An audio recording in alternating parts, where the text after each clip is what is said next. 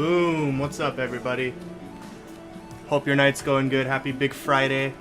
Let me know how the audio is, how the mic to game volume ratio is. I haven't streamed Tekken in a while, so I can't remember what the audio levels are supposed to be in my XSplit. Big Friday. Tonight we're gonna go over a lot of like basic stuff that's really geared towards people who've been playing the game 6 months or less, I guess. There's still like some to learn if you're past that barrier, because we are going to talk about matchups, how to learn matchups, how to study matchups correctly and most efficiently to learn. But a lot of it's going to be geared for people who are really new to the game or have been watching the game and are interested in it, want to find out what you're supposed to do to get into it, because honestly, Tekken 7 is the most like beginner unfriendly package, and it's not because the game isn't beginner friendly, it's because they don't put anything in the game that teaches you what you're supposed to do. They kind of just throw it at you and you're meant to just explore it on your own, and that's not always a good thing. Of course, our journey is going to start on the character select screen. I'll hit left, my preferred side. So, if you're getting into the game, one of the big things is not picking a character that's too complex. And I know there's probably like some really cool character you want to play. They might not be good for starting out. And I'm not saying don't play that character per se. What I'm saying is maybe spend your first month with someone really simple so that you can get a feel of the game system, because that's really the hardest part, not really learning the character itself. So among characters, like, I wouldn't really recommend to beginners. I wouldn't recommend Eliza. I wouldn't recommend Lei. Lei has a ton of stances and a lot of things to remember. Excuse me. If you have decent execution and you've played hard fighters in the past, the Mishimas are okay. So Heihachi, Devil Jin, Kazuya, they're okay. But otherwise, I'd recommend staying away from them if you're kind of new to execution, you have not played fighting games before, or you came from maybe a more modern and simpler game like Pokken, for example, or ARMS, where the controls are more simplified. Smash, another example of more simplified controls. I would not recommend the Mishimas. Same thing goes for Lee, for the same reasons. Let's see. Chloe's fine, Lily's fine. Lars he's like on the border. I would not recommend Ling Xiaoyu if you're a beginner, just because of the amount of stances and things you need to remember. Jack's okay. We just talked about Lee. Kuma's okay. Panda and Kuma are the same. I wouldn't recommend Eddie. Fang's okay. Leo's okay. Elise is okay. Asuka's okay. Gigas is okay. Claudio's okay. We talked about Devil Jin and Jin. Katarina, okay. Josie, Paul, yeah. Steve, borderline. He's not too bad for a beginner, but you'll get away with a lot of stuff, so you might hit a plateau a little bit earlier. King I do not recommend for a beginner. He's kind of not playing the same game as everybody else, and that really stunts your growth in the game overall. You're going to end up plateauing pretty early with him as well. Brian's okay, Bob's okay, Miguel's okay. Master Raven, that's another like borderline one. She has a back turn kind of thing going on, but it's not like a central part of her gameplay the same way it is for, say, Ling Xiaoyu. King for beginners. Nina, she's pretty difficult to play. So it's another one of those like execution type barriers. If you're new to execution, I don't recommend her. Yoshi, I think he's okay for a beginner if you're not intimidated by the 300 moveset, because like playing him is not that difficult, but mastering him is very difficult, which is why you don't see him in tournaments very often. Dragunov, again, that's just an execution barrier. If you can do instant wall running too, you're pretty much good to go with him. Horong, that's another like borderline one. He has stances, but it's really intuitive how things go together with him. Like, you don't have to think too much about it when you're doing your strings, especially at neutral. Law, he's okay. Shaheen's okay. Akuma, I do not recommend. Very difficult character to master and win with. You pretty much have to be perfect on your movement and execution to win with him. It's very difficult. Kazuya we talked about. Anna's okay. And Geese, you would think Geese wouldn't be the kind of character I would recommend, but he's actually pretty easy in this game compared to his King of Fighters counterpart. So if you like Geese, he's okay too. And Noctis, definitely. He's super easy. So for learning purposes, I'm going to try out Josie today. I like messed with her for like 15 minutes before the stream, but it should be fine. Trying to get the learning process. And when you're picking up a new character, it's usually best to put the training mode computer as the same character so that you can examine different moves, weaknesses, and such. We'll go with like a... let's just go with the infinite stage. Asuka is good for beginners, absolutely. Asuka is a very beginner-friendly character. Yeah, Josie is very straightforward and very good beginner character. She's a character I've been meaning to learn just for fun, just because I like her design a lot. So you get here and you're like, what's going on? And the first thing you might notice is that I have something at the top of my screen that you might not have. And that's called Tekken Bot Prime. If you're going to get into this game, it's pretty much necessary. Like, you have to have it. Let's see if I can stabilize my frame rate a bit. See if that helps. The thing with Tekken Bot Prime is it's going to show you all of the moves data, which the game does not show you on its own. And we'll talk about why that's important a little bit later. For now, we're going to like just start with, okay, I just picked this character, what should I do? Hit the move list, and you're going to get hit with this like super long, like semesters worth of stuff that you have to learn. With Josie in particular, it's not as bad. There's like, it goes to 86. That's really low compared to some of the other cast. And don't worry about any of this just yet. Go to the end and hit sample combo 1. Like, no matter who you're playing as, go straight to sample combo 1. Because you're going to want to see, like, at a basic level, how your character gets some damage. Even if these combos are not optimal, and usually they're not, it's good to see, like, what's going on. You're going to get your first exposure to what this character's moves look like. And so you're seeing like the inputs at the top, which is important. You're going to be able to see the order that you do the combo in. And you're seeing what they look like, more importantly. And you're going to see them a lot. Because as it turns out, most of the time for most characters, the combo portion after the launcher at the beginning is usually similar or exactly the same all across. You do pretty much the same confirms after you get your first hit. And so we're seeing down forward 2 as a launcher, and we're going to try this combo out. So it's down forward 2, and then forward 3, 3, 3, and then forward, forward 3. So it's like a pretty straightforward combo. It's only 2 buttons. Most of it's with 3 once you get the launch. So the way I recommend hopping into it when you're picking up a combo, especially if it's like, man, I've never learned a combo in my life, like I don't even know what's going on, is just see if you could do the first 2 hits. And that usually starts with just seeing what your move looks like. And just make sure that you can do the down forward 2. And that seems like really straightforward, but you'd be surprised how often you get into the match and then accidentally press forward 2 instead of down forward 2, or you get a down 2, or something that you don't want, and then you completely miss an opportunity, or your opponent checks you for it, and you're just in a lot of trouble. So we'll try this with the second hit, which was, let's check again. You can always just reopen it. Forward 3. Pretty straightforward. Goes straight into it. And then it's just double tap 3-3 after that. So just make sure I can get this a few more times. Because you want it to be natural. You want it to be the kind of thing where you don't even have to think about it. Alright, and we got the first few hits of the combo into the screw attack, and screw attacks let you extend. So the ender is going to be forward, forward 3. Now, since we've already done 3 different moves in this combo, I would recommend you just check and see what the last move looks like. Don't like try to just do it in the combo. And just make sure you can do it. If you're not sure what it looks like, reopen the combo example again and just take a look. Because you can see the inputs at the bottom. So you'll know she's going to do that running stomp, and she kind of like screams when she does it. She like lets out a little yell. Pretty to the point. So we'll try it with the combo now. And boom. It's not optimal, but it's something. And you could see how much damage it took off. It took 42, which is, you know, a fair chunk of somebody's health. And if you just learn that and get it to be natural, then when you go to fight an opponent, you're going to be able to actually do something when you hit them.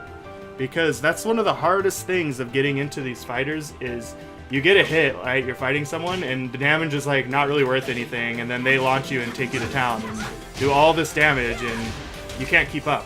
And that's why I always recommend, like, start there. Just go to that first example combo. Really easy to do with most characters, unless you're trying one of the execution heavy ones, and just see if you could do it. And it's not a big deal. If you get that down fairly easy, you can always try the second one or the third one. Like, let's see what this one is. I think it's Butterfly Edge. Yeah, really important Josie move. You know, just go through them and see what you're comfortable with. Don't worry if they get too hard, because usually the first combo that you do works with every other launcher. Like, this is Butterfly Edge. That's up forward 3. So let's just try it with, like, the first combo that we learned. Let's turn blocking off. It's in the first one. Stand. Yeah, so it's probably gonna work because that hit hits. Yeah, see, same exact combo works. So when you're new, you can just keep it simple, and it's not really something you have to get too into with learning the optimal stuff right away, because you're gonna overwhelm yourself really fast, especially when it starts getting more difficult and you're new to the inputs. So just take some time just like playing with the character. So let's say we learned a combo, right? We know how to do that extender off of most hits. Now what we want to do is look at the move list.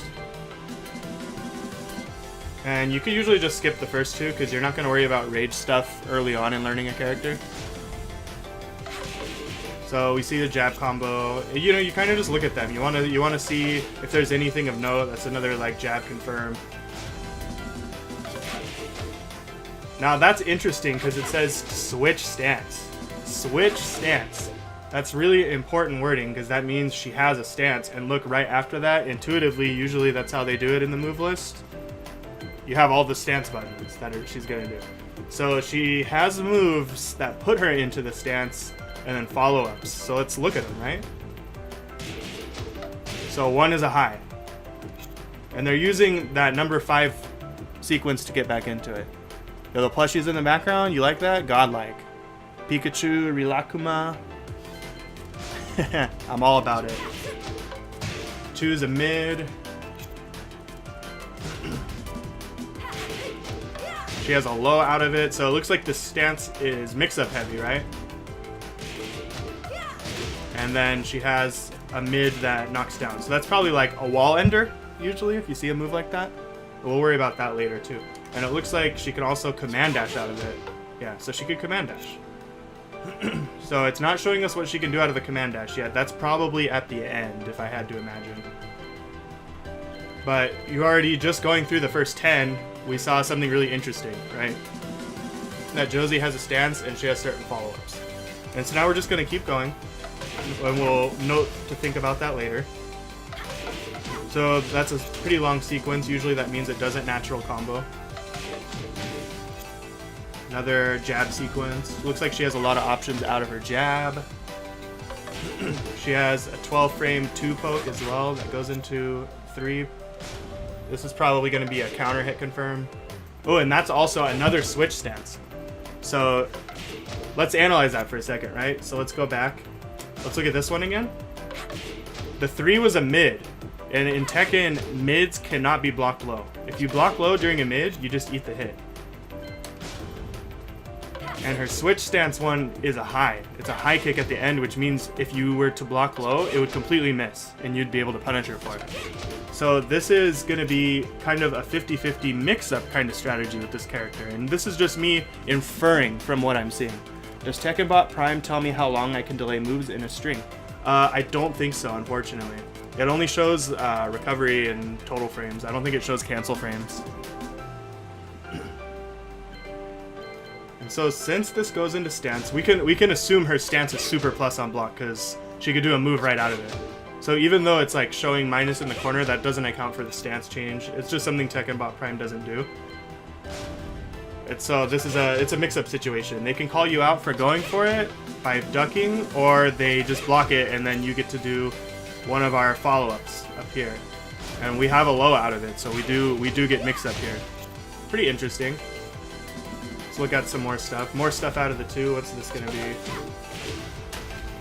So that's a string that probably does it natural combo. They can probably low parry or duck it at the end. So it's another, you know, just interesting mix-up option. So she has a high, mid, and low out of her 2 poke. So we're just seeing, you know. We're not going to worry about how we're going to apply everything yet, but we're going to look at everything. And there's that command dash again. We haven't really seen what we could do out of it yet. I'm sure they're going to show us. Okay, that was in the combo earlier, right? We saw this move. This was part of the combo. This is number 18. Let's go back to the combo.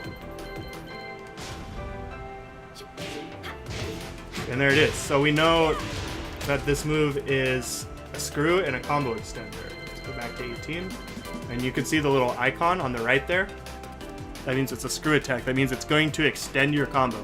If you ever see that, like this one too, that means that if you can combo into it, it's going to extend your combo. You're going to be able to run forward and continue the juggle. Looks like a combo ender of some sort. Most likely. Probably do it out of a dash. Here's another screw attack. Oh, interesting. So that's a homing screw attack. So that probably deals with weird angles. Move jails? Yeah, we'll get into that. We don't want to get too complicated. When we get to defense, we'll talk about jails.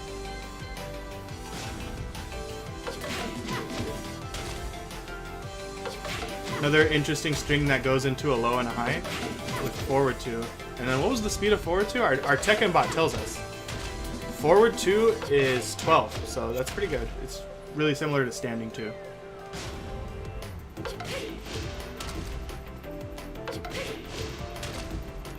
So just like similar options out of her forward 2. I'm not sure what the application of that move would be compared to just using 2. Maybe it has more range. But it seems like you don't get to go into stance out of it, so that would be the disadvantage. We'll just keep going. Okay, that's another one we saw in the combo. It was a juggle extender. It just allowed you to keep juggling a little bit longer. So, you know, that's an important connection. It might sound simple, me saying, oh, that's part of the combo, but that's an important connection, is being able to look at this move in the move list and say, oh, the purpose of this is to extend my combo. And what that usually means is I'm not going to just be like using it in the middle of the match, like just randomly. It's the purpose of that move is just to extend my combo. And with so many moves for each character, it's important to understand what the use of your moves are. Because realistically, when you're just playing, you're only going to use a few moves outside of combos, and you got to really figure out what those are. So this is looking like it might be one of them, because look at the range on this. Really nice. Plus on hit. 17 startup. Looks like a pretty good poke. And then it has a follow-up too. Yeah, it has a mid follow-up. So that's probably a move that we would use in a match. Let's keep going. Let's see what this is. A 14 frame move. You can see that at the top. Forward 1+2. This is a 14 frame move, which means this move is used to punish on block when you block something, and we'll talk about that too. Probably means it's punishable itself, so it's not something you're just gonna use. You just only use it to punish. Let's see what this is. Looks like maybe a better wall carry combo extender. Look how far it launches them when you want to move them to the wall. Down forward 1. Does that go into anything else? I can't imagine what... Oh yeah, okay, it goes into more stuff. Okay, it goes into a low. And I wonder if the low true combos into the high, because it looks like it does. Okay, so down forward 1 has its uses. It's a mid, so it's a good move to throw out, and you don't have to do the follow-ups, and you have a few options. Oh, look, we have another one. That's like a frame trap designed to make them press a button. Sonic upper. Okay, that was our combo starter from earlier. So that's a launcher. You can see it. Which means we can do the combo we learned out of it, no matter what launcher it is. Usually. Sometimes there's exceptions. Nice. So that's a sweep, and usually that means that it high crushes. And what high crushes mean, and you've been seeing it the whole time, and we've talked about it, moves being high, mid, or low, is that if your opponent throws out a high at the same time you do this move, it'll miss, and you'll just go right under them and hit them with the sweep. So that's useful. And it has a cancel into the command dash, and we still haven't seen the command dash follow-ups just yet. And okay, it looks like you can go straight into stance out of just down forward 4. And we saw our stance moves earlier. What's this one? Power crush. So probably really, really unsafe based on how it looks. That's a YOLO move. This mid forces crouch. So that's interesting if they take the hit. So that's to call out people who are blocking low without taking too big of a risk. That goes into stance, and that starts with a low, so that's actually really good. That's really interesting. That's probably something you would use pretty often in a match, because people in general are going to be blocking standing and not blocking low. Teach wave dashing. I'll get right on it. No, I think this character has a wave dash, so we'll talk about it. Well, I mean, I don't think she can do it continuously, but she has the crouch dash. So look at this low. This is a 15 frame low, and it's +1 on block. So this is a pretty good low, actually. This is definitely something you would use in a match. Generally, in Tekken, generally speaking, most lows you throw out put you at a disadvantage, even though you hit them. So seeing one that's plus, that's usually a really important tool in your character's toolset, and usually each character has at least one. Nice, that's probably an off-the-ground option if your opponent keeps laying on the floor and won't get up. I'm not sure what this would be for.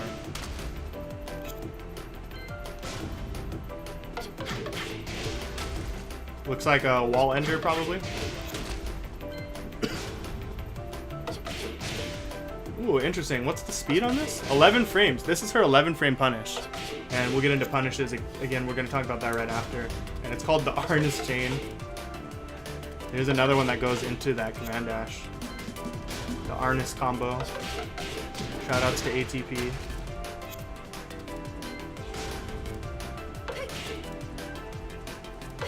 It's like a 14 frame punish. I don't know what you'd use it for. Oh, it's a counter hit Fisher. Okay. So if this counter hits, you probably get a knockdown. Yeah. So it's to fish for counter hits. That's probably a whiff punish tool. Tracer kick. Interesting. So that's probably a frame trap. Ooh, that one goes into a low. So she has different options out of this back 4 setup. And it's a lot of it. So that's a good mix-up path, because you can go low, you can go into that knee hit, or you can fake the knee. So that's another move you would probably actually use in a match. Looks like crumple launcher. I don't know if she can follow up on that or not. Backsway, that's a useful whiff punish tool. And she has backsway follow-ups. Okay, so that's important. She gets a crumple out of it. That probably goes into our combo. What else does she have? Probably a safer option. And that's an unblockable. You probably will never actually use that in a match. It's pretty much just for trolling. Butterfly Edge, our favorite. We talked about it. So our hop kick. You don't see Josie hop kick too often, but it is a useful move. Just because Butterfly Edge is so good, because it hops over mids too. Looks like wall carry combo ender, probably. Forward, forward 3. We saw that earlier. Forward, forward 4. Homing attack. Okay, so that's like a good like neutral move if they're sidestepping a lot. Oh, here we go. Here's our command dash. So it looks like she has a pretty quick jab out of it. 9 frames. That's a 9 frame move out of the command dash. That's really fast. And big launcher. So that's probably her most damaging launcher. I've seen the combo out of it. You just do the knee over and over. Got the low out of it. That's her most iconic low. +4 on block. So it's definitely, that is her best low. 23 damage. Yeah, just really solid low. I can't say I've ever seen that move before, so there must be something about it that's not good. Wall running 3. Yeah, typical wall running 3. Let's look at our wall standing moves. Geez, that's 13 frames? That's not very good. How about this one? I think this is her launcher. Yeah, she has a 13 frame wall standing launcher, which is super good. Most characters don't have a wall standing launcher that fast. That's super good. And I guess if you're not sure if it's going to punish, you can do a sway out of it. Interesting.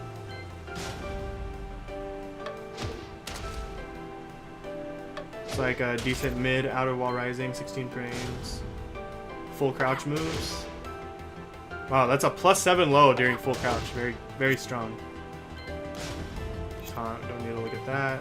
10-hit combo, don't need to look at that. Here's her normal throws. Does she have a command throw? I think... No. Does she? I don't think she has one. Oh, here we go. She has a 1+2. Yeah, okay, yeah. This is a 1+2 command throw.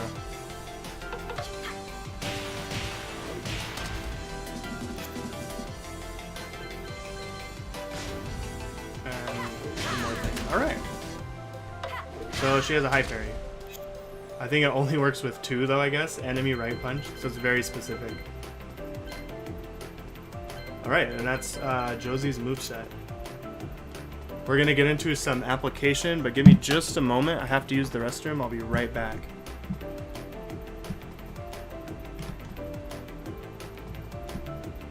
Restroom break. Be right back. Thanks for tuning in.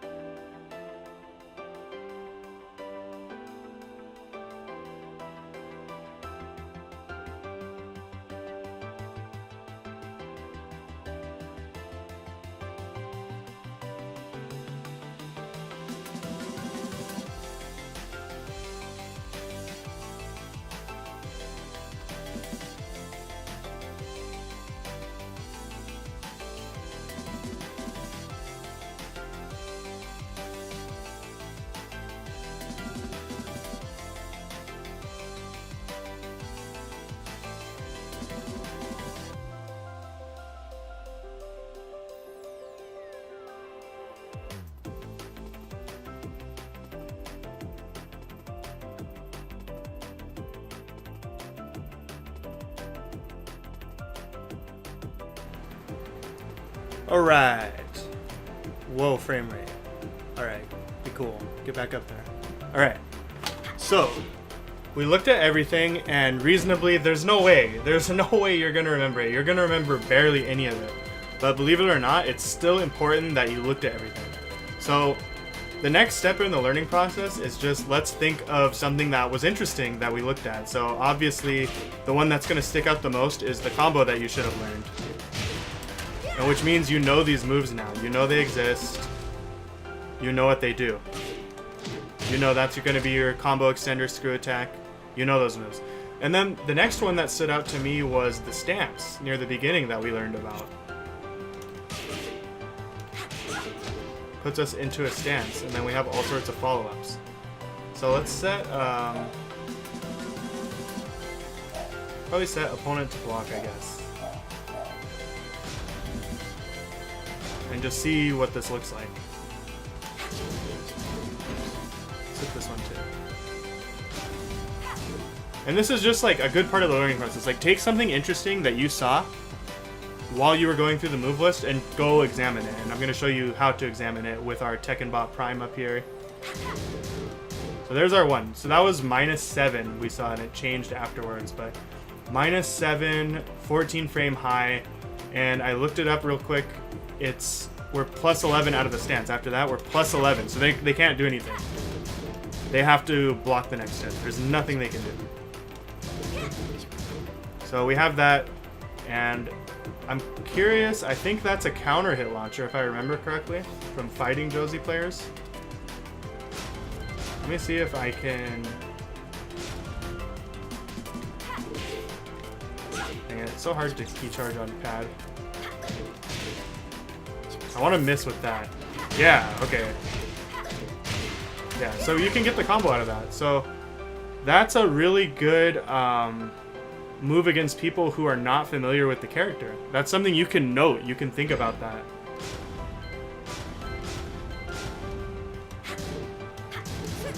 If you're fighting someone who's not blocking, they're pressing buttons, you can do that sequence and you're going to get a full launcher combo for it. So that's a tool we want to know about. That's a really important tool. Let's look at some of our other ones. So let's keep in mind also that's a high, right? So if your opponent knows about it, they're going to be able to just duck under it. So obviously we're going to have a contingency plan for that. We have a mid. The 2 is a mid. Can you provide hints for electrics? That's more advanced player, so I'm not going to deal with electrics. I don't know if you were here for the very beginning, but I recommended not to play Mishimas if you're new to the execution.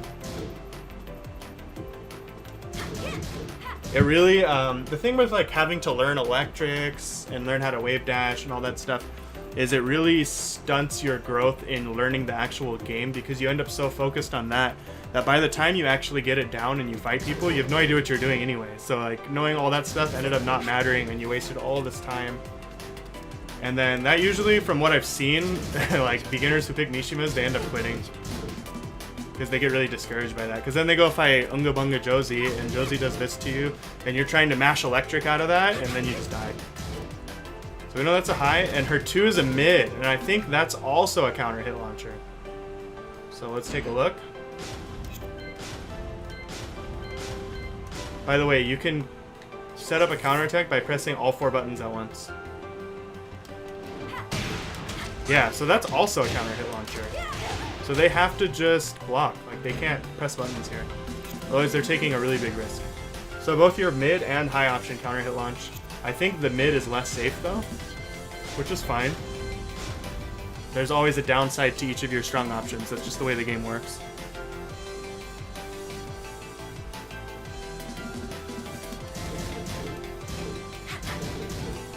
Yeah, I mean, they both have pretty similar frame data. This one's 6, the other one's 7. And then the low, I know that one launches, I've seen it. So you have a low option out of it. The string's just good, right? But it ends with a high, no matter how you go into the stance. Except that one. So doing raw down forward for it is a mid and takes you into stance, but everything else is a high. So they can call you out on it and definitely duck it. But I mean, in any case, the point is like we're seeing something about the character. Like we know, oh man, when I get into a match, I'm gonna do this. The other one that was good was the down 3-4 because it's a low first. So it's very likely in a scramble that your opponent is not going to duck the second hit unless they're looking for it and being really attentive. So that's another case where you can set up your mix-up. And we saw we can go into the command dash 2 and get the +4 low. So Josie has a lot of really good close pressure. We can see that. I guess just the way the character is. Let's see if there's just like anything else interesting to look at before we move on to other concepts. This is just like the basics, like how you're going to pick up a character when you're trying out a character for the first time. Alright, punishes. Let's mention punishes. We saw this back 1-1 earlier. So let's do guard all. Guard all. And let's take a look at the frame data. So, see if we can find something with Josie that's punishable. DDB, if you're in here, do you know something punishable? Hey, there's one. Look, that one's -12 or 11. It seems to not be able to make up its mind.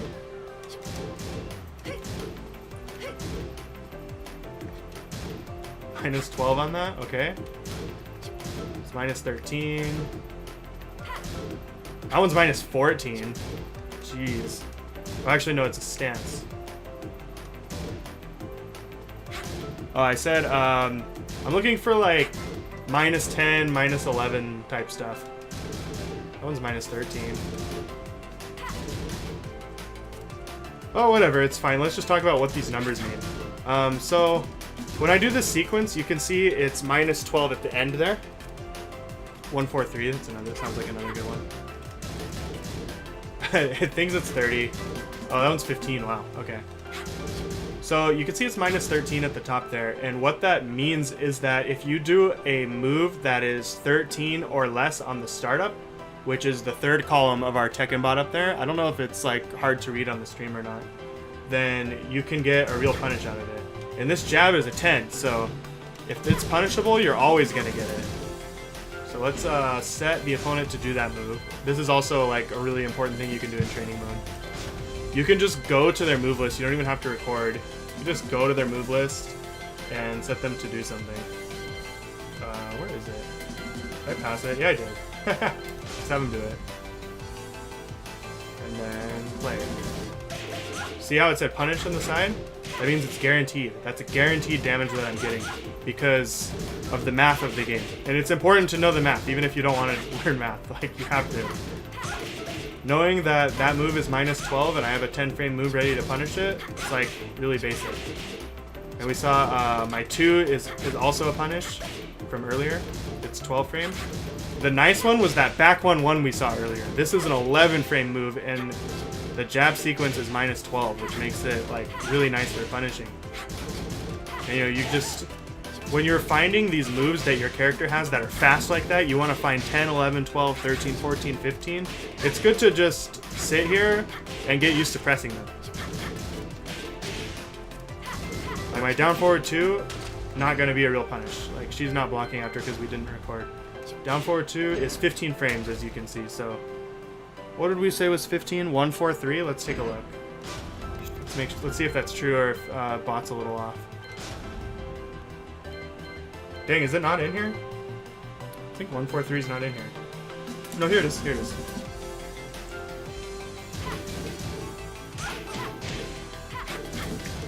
Oh, it is. So if someone does a 15 frame move, it's like jackpot for you. On defense, it's jackpot. You're gonna get a free hit for it. Actually, sometimes it's not giving me the punish. Oh, there we go. I'm just not buffering it early enough. Boom, you get a full combo for knowing that. I think this is a good segue into how you can learn matchups. So we'll go hit the character select.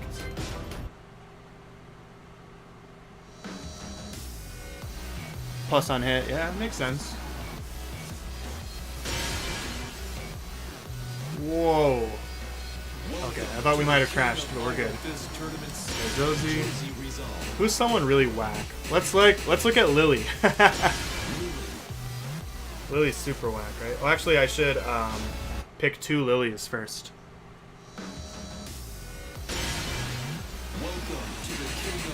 So this section's more for like experienced players, but it still applies to everybody. Let's get a change of scenery. And we're going to talk about like how you can learn how to fight a character. Like a character just messed you up hard on net play. You're super pissed. Come back to training mode. And what the heck just happened to me? Let's see if I can figure it out. 4 gigabytes of RAM. No, I'm pretty sure it's my CPU capping out because I'm streaming. So the load screen was not being my friend. So I'm going to think of like key moves that this character has done to me that mess me up on net play, right?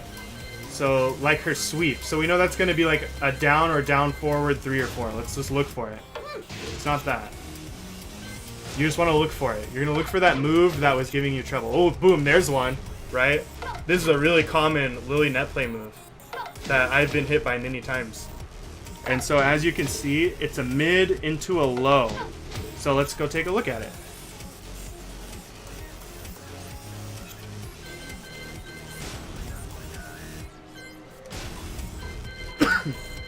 Excuse me again, I have a little bit of a cough. Alright.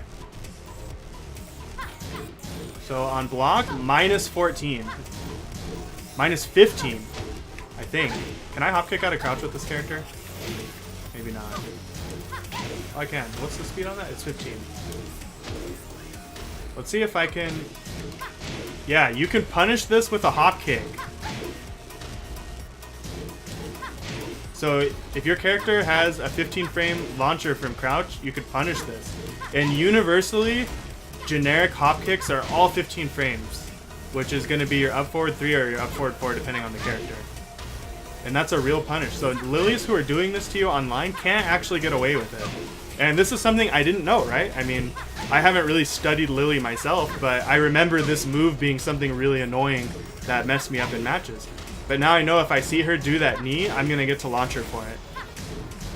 That's a big deal, right? So now you're like, you're coming down from the salt, and you just saw one thing you could punish, and now you end up on a roll. You start learning at you look at other stuff. See what else is in here. Thorn Whip. Okay, that one's not reactable. That's like one of her better lows. The launcher.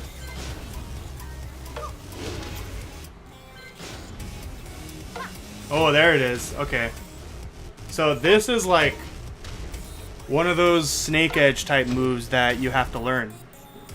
So I've been hit by this, right? Again, apply that same logic. Take that character that you're pissed off at into training mode and look for those moves you were getting hit by that were just ruining your entire play, that you could not deal with, and you're going to find out how to deal with them.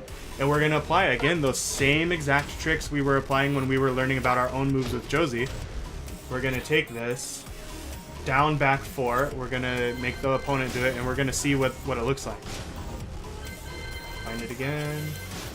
Yeah, so this is reactable, I'm pretty sure. Let's take a look. It looks reactable. Play. It's super slow, right? 27 frames? Super slow.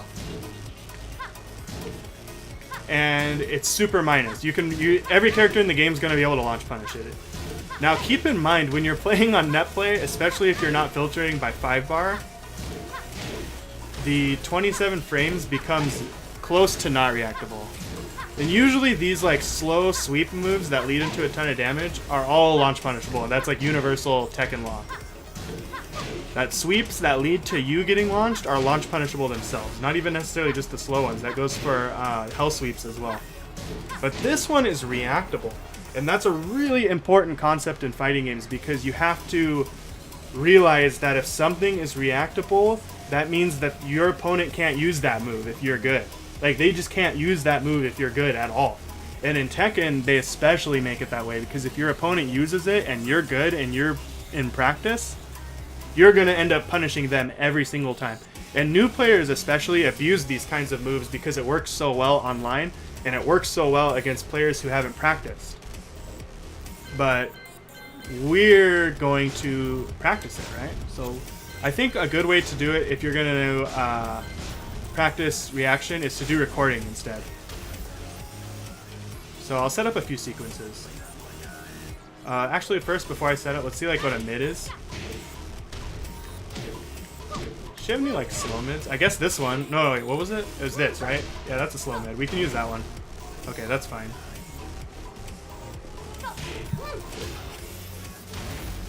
Finish. Now let's go to slot 2.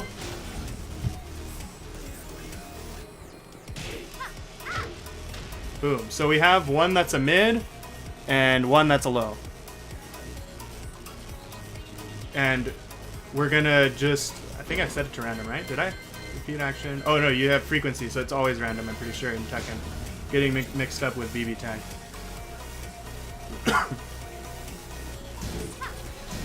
You can practice looking for the move. You don't want to block low unless it's the right move.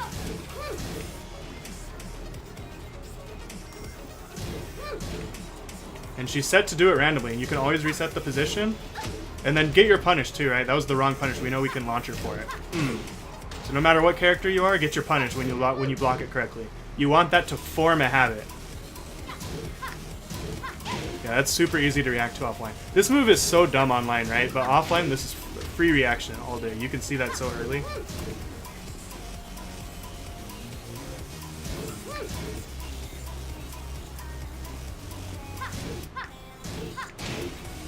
All day. Alright, so that's like another move that you want to know how to deal with. And this is, apply the same logic. Characters like Steve, like Elisa, who go online and do all of these like super slow sweeps and ducks and stuff. That stuff can be dealt with. You just have to go into training mode and set up opposite sequences and learn to react to it.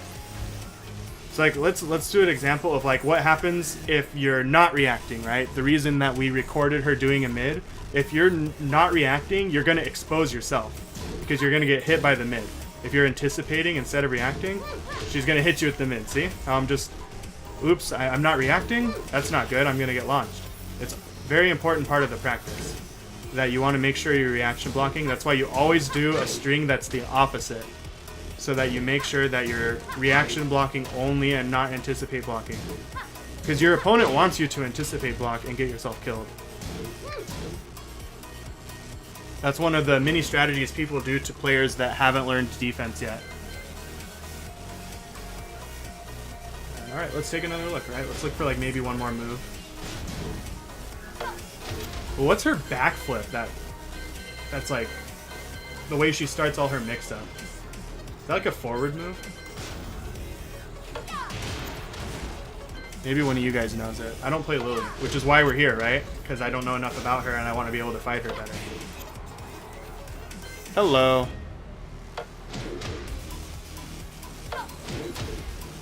Is that the one? I'm not sure. Let's look real quick.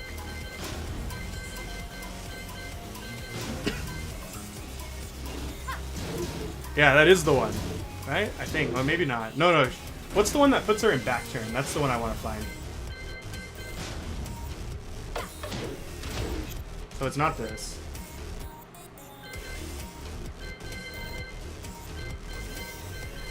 Any Lily players? Down forward 3+4 or back 3+4? No, I want the... It's probably this, right? Yeah, it is this. No. There's one that's like super advantage. Oh, that's -10. That's punishable. There's one that's like super advantage that she does. And it also launches. Does anyone know which one it is? It launches too.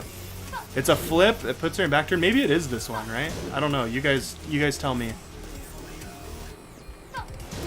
Does that look familiar to you, DDB? I haven't fought Lily since last time I went to Danger Time.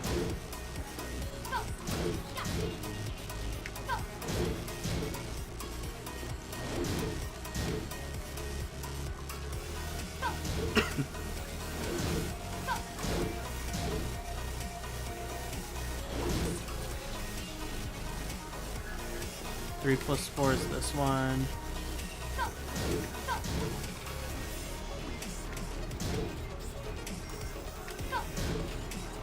There's one of the moves I wanted to look at.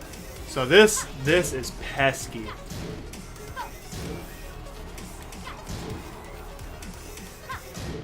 This is a very pesky low. And that one, that's the other one. That one's super good. That's like the Ling one. Try setting the dummy to... Yeah, let's do that. Yeah, that is the one. Okay. So what was it again? I think it was -4. Oops. Yeah, this is only -4? That's a -4 launcher that you see even the best Lilies, they use this a lot. And look at the range. -3 if she's farther. -2 at max range. Can we get 1? I think we can't get 1. -2? That's crazy. Turn on your inputs, sure.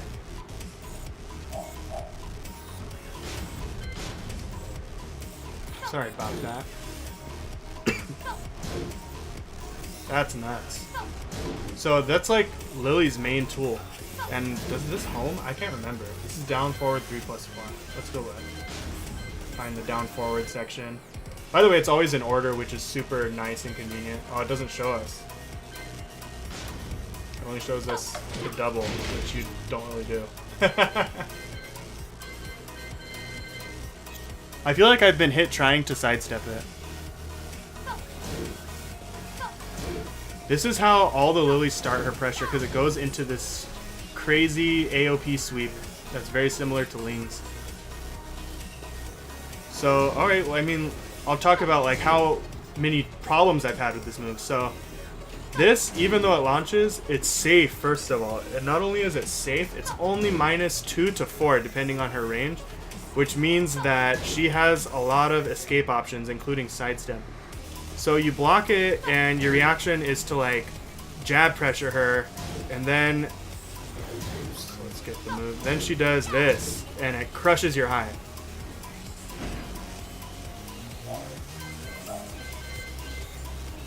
let's set her to do it. Actually, I think we have to record in this case, since it's 2 moves. Turn this off. Record. Oops, let's reset the position first. Does a low kick to get out of back turn the fastest. Yeah, she has some crazy stuff from back turn. It's like, because she's a high risk, high reward character, but if she gets you, man, it's like, round's over. Round is super over. Record.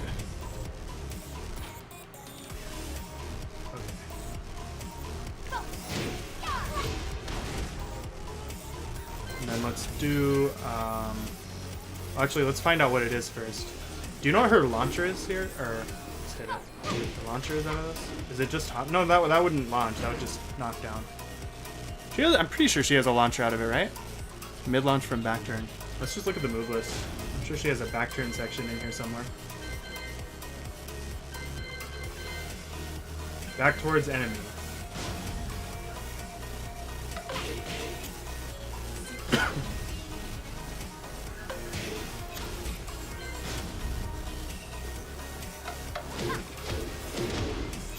Not that. Man, is that a launcher? I think that's a launcher. That looks like a launcher. 1 plus 2? I think that's a launcher.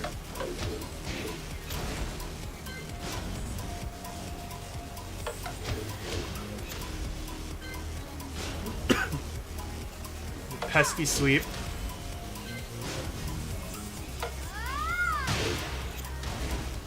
Okay, yeah, that's gotta be it. So let's record that on the next slot.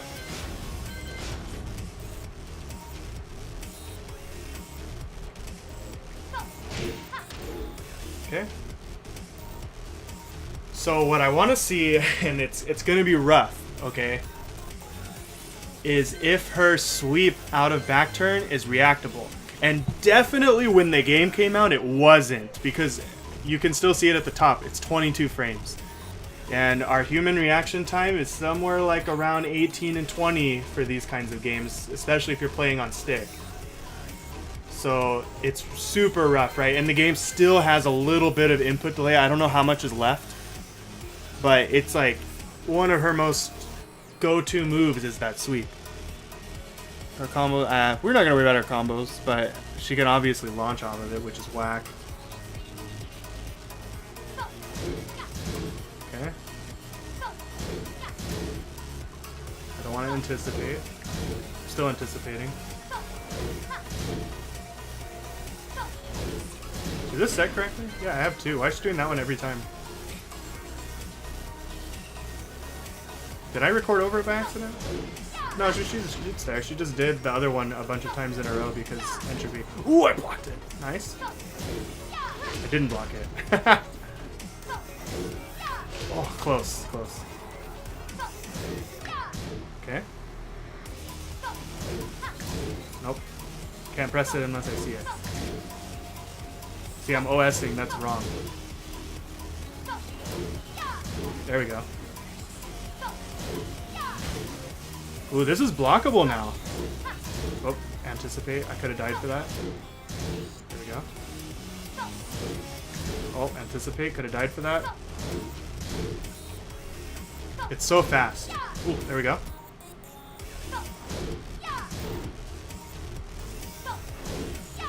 This is a really good application of like learning to block stuff because that's launchable. It's minus 26. You're taking her to town if you block that. I guess I can see why Lily became less popular after they fixed the input delay, because that was like her main mix-up tool, right? And it's totally reactable offline. Online, I'm just going to tell you this now, 22 frames, online, you're never blocking that in a million years. In a million years, you're never blocking that. Online, it's a 50-50, and it's one of those things where it's like, you decided to play online, so you don't get an optimal Tekken environment. Minus 9? That's so dumb. Yeah, you're right. It's not punishable. That puts her in a bad situation, but it's not punishable.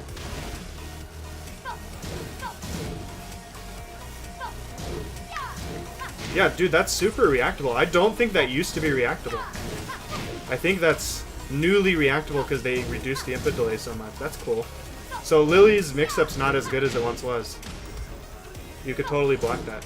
And this is, you know, this is one of the discoveries I'm talking about when you're going to learn matchups. I didn't know I could block this. I was ready to be disappointed when I set this recording up. I was ready to be like, okay, I can't block it, guys. I mean, what can I say? But it's totally blockable.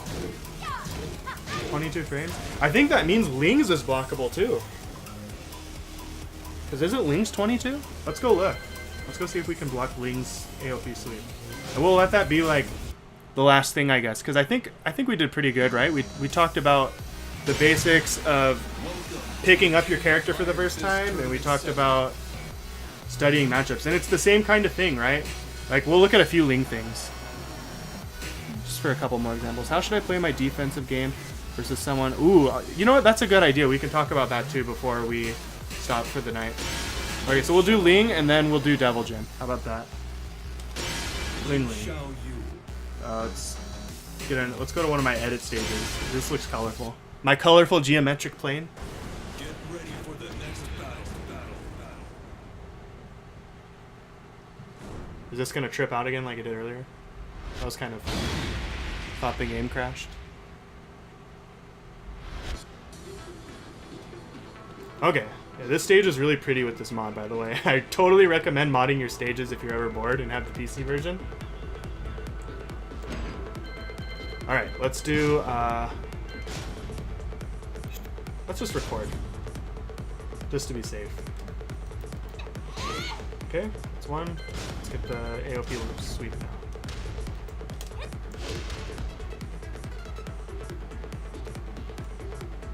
now. Let's do that again.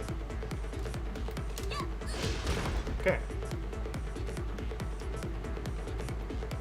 So that's 23 frames. I'm pretty sure we're going to be able to see that now with the input delay fix. What can I do to learn how to break throws? I can help you with that too.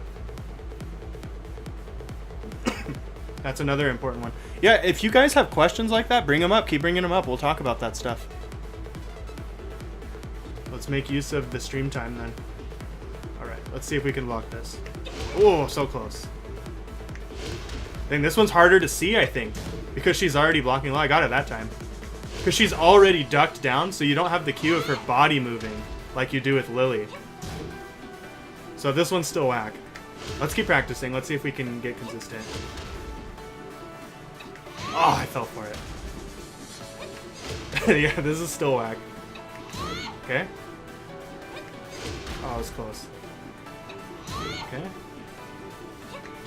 This is way harder than the Lily because she's already on the floor. Ling's just too good. Come on. Oh, it looks like she's doing it. It's such a good 50-50. Yeah, that's just really hard because she just doesn't have an animation cue for her starting it.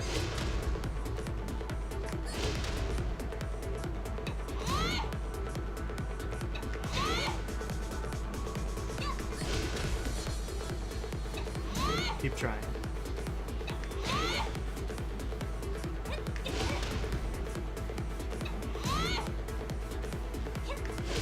That's, yeah, I think that's beyond me. Maybe one of you guys can try it out. See if you can block Ling sweep. Oh, that time I got it. Maybe I got lucky.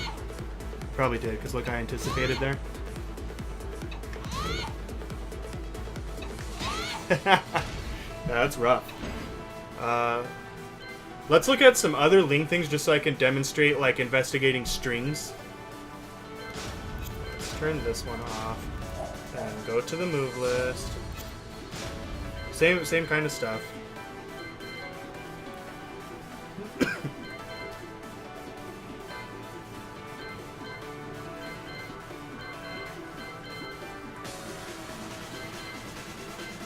I wonder what a good one to look at is. Ling has so much, like, stupid options, right? I guess I play the character so we can just go look. Like, that's a common one. So she has back turn out of this, which is something, if you've ever fought Ling, that's her 10 frame punish, so you for sure encountered it. So you want to realize that this has back turn by looking at it. You know, you've probably gotten hit by it. You'll be able to find that in the jab section of the move list, near the beginning. Boom. Right here. So that's where you'd find it, because it's a jab. So it's always near the beginning. So we know, oh man, this puts Ling in back turn. And then you've probably seen a lot of things out of back turn you've been hit by, right? So go look for the back turn. I think it's like near 100 or something. Hypnotist. Crouching. Back towards enemy. Okay, it starts at 69 giggity.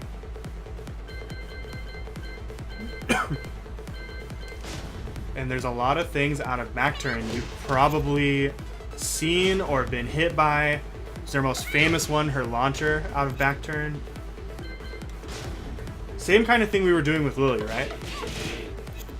Except Ling's is way heavier, which is why I don't recommend her to beginners.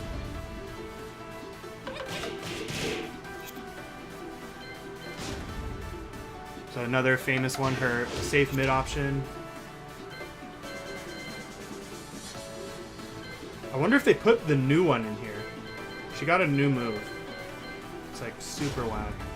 I guess it's not a new move, it just has new properties, and it's that.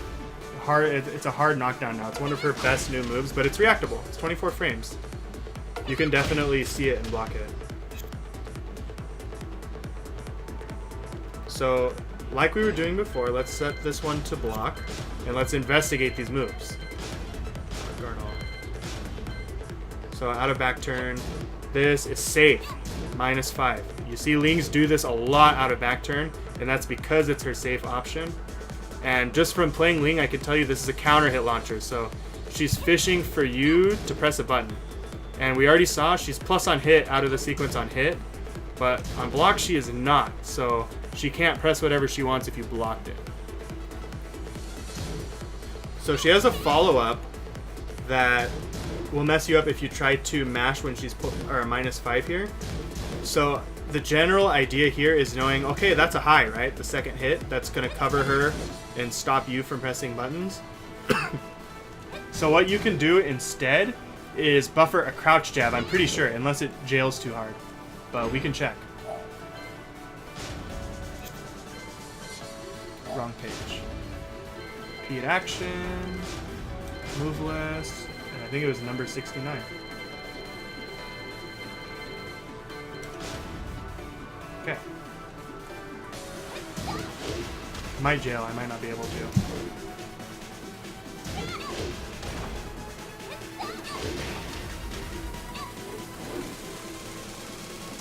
No, you can duck it. Yeah.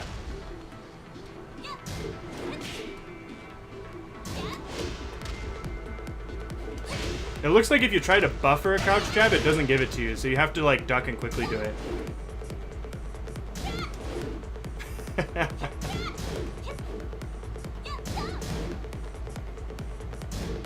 I think if you do it with the same timing, you'll always be able to reverse the pressure on her. Wow, that even floats. If you do it early enough. That's pretty nuts. I hate that counter hit launcher. Yeah, it's counter hit launcher. It's really good. Only -5. But you can expose that high follow-up if the Lings are doing the follow-up. And then the famous one that I think everyone needs to know is Mistrust. One of our most common options. But look at that. It's -17, 18, sorry. You can always launch her if you block this move. It's really fast, yes, it's really fast and it's dangerous because it's fast, but you can always launch it. And if you have an 18 frame launcher, you could use a better launcher. You don't have to use your hop kick or 15 frame go-to launcher. Always make sure you're punishing Ling when she does that. Another important thing when you're investigating a stance character is, I wonder if we could just, I guess I have a way we can do it, right? Let's put her in AOP and just make her like do this over and over. The most common mistake you see beginners make while playing neutral is pressing the same launcher over and over. It's something we kind of talked about earlier. When you find that first combo and you learn how to do it, you get hype, right? And you really want to land it in a match because it's your main way to get damage. But it's like we talked about earlier. You have to find your other moves that you're going to use in the match that aren't going to get punished by their jab for doing it or by getting launched yourself. The most common mistake I see is people just fishing for their launcher over and over. Chimon versus Caesar.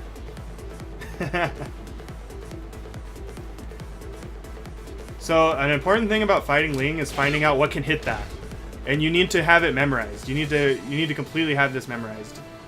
Whatever your option is, for Ling herself, it's just her down forward 2-1 catches it. Is knowing, like, I have a move that is going to launch Ling Xiaoyu when she AOPs. And then after that, you can think about your opponent's AOP habits and when they're mashing it and etc. Some hop kicks miss, so be ready for that. I was actually seeing if mine's one of them. Yeah, mine is one of them. See that? It misses if she does the duck. So you have to have a move on lockdown that's not going to miss. And you need to just go into training mode against characters like this, characters like Eddie, and see what is going to hit them off the ground. And you'll always have something. Damn, she's getting crunk? What is she doing? Getting turned over AOP, huh? Alright.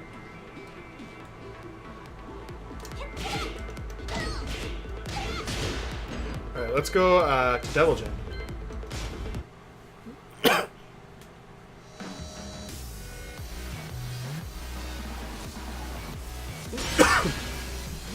Yeah, I mean, pretty much what DGB is saying. The way I always beat people in green ranks and below, and even a lot of yellow ranks, is I just stand still, and then they throw out something unsafe and either miss and I whiff punish them, or I block it and I punish them with the appropriate punish. Like, I win by just Luigiing it. Luigi wins by doing nothing. That's how it goes. You have to, like, think about, okay, what's my good lows that are plus on block? You have to look at all that stuff, and if you forget how I applied that stuff, I think we're probably saving the archive, right? So you can just check the archive and, again, just follow the same logic of how I found useful moves with Josie and how to apply them while still understanding their weaknesses. So I'll do Ling and... where is it? Devil Jin. Let's do wall example. Get ready for the next battle. It's a natural beginner mistake, right? Because it's exactly just the line of thinking that anyone would fall into, because it's the first thing you're going to be able to do correctly, most likely, is get your first major combo down.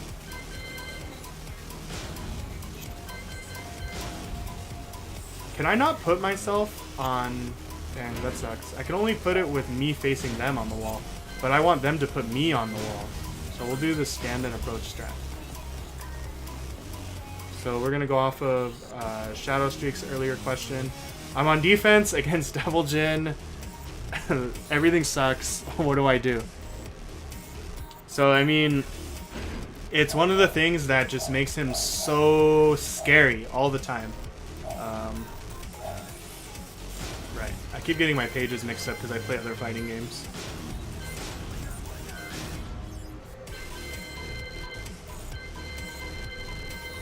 Where's forward 2? Yeah, that one. And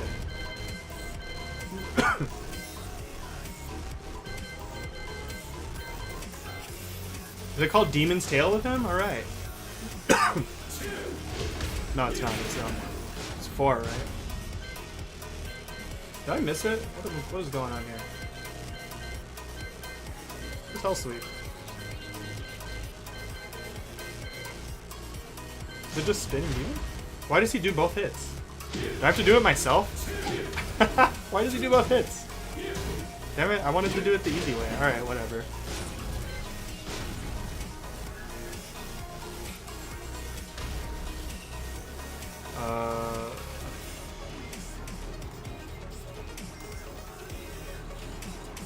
Hold on. First, let's make sure that we have the correct input. It's 4, right? Yeah, it is 4. Okay. Okay, yeah, that stuff is cheap, right? Can I get myself back on the wall, please, sir? Okay. Face me! Face me! Come here. This better not delete what I just did. Come here. Alright. Repeat action, please come back. Alright, they're both here. So, in this situation, you're not going to be able to react. It's just, you're not going to be able to react. Whoa, he missed. Man, Tekken's wild. Like, look at the frame data on that. That's a 16 frame low launcher. 16 frames. 16 frames. So I'm going to tell you, like, because we were investigating earlier, right? 16 frames, that's outside human reaction. You're not going to be able to see it. There's nothing you can do to just be good and block it every time. Never going to happen. You're in this awful situation where he just gets to take you to town and you have to deal with it. Let's turn this one off real quick. 0. Put myself on the wall. I hope he faces me. Yeah, he does. Look what happens if you duck. He just does this super good mid. He's going to get the full wall combo. So, most of the time, like, actually, let's talk about this editing bridge before I get into that. I'll explain my reasoning in a second. Okay. So, he's only doing the hell sweep. Punishable. Completely punishable. Like, punishable to the heavens. How minus is it? It's super minus. Let's look again. Minus 23. You're going to be able to get, like, your best launcher. Oops. Mine is fully charged while standing, too. You're going to be able to get your best launcher. And that's pretty much true for the entire cast. You're going to be able to get your best launcher. And knowing this, if you're confident and you go into training mode and block this hell sweep over and over and punish it, you're going to start thinking, man, I hope this dude hell sweeps me. I hope he hell sweeps me over and over so I can do my full combo. And it's important for you to actually go into training mode and do this. Even though it's not seeable, set him to hell sweeps so that you just get good at doing your punish so that it becomes second nature. Make sure that you can always do it so that when you actually get it in the match, you're going to make them pay so hard. And what it's going to do is it's going to make you so much less scared of it. Because you know, like, oh man, even if I'm at a pixel, if they throw that out and I'm right and I blocked it, I win. Like, I'm gonna take them all the way to the other wall. I'm gonna use my rage art or rage drive. They're dead. Like, I killed him for hell sweeping me. So let's talk about the problem. Guys, it's never that simple. Where's Laser Scraper? Did we already pass it? Let's see, I think we already passed it. Where's forward, back, forward? Alright. This one.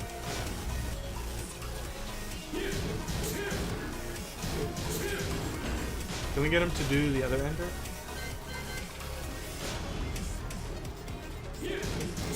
Yeah, that's cheap. Look how far away it puts you from him. So he's guessing, right?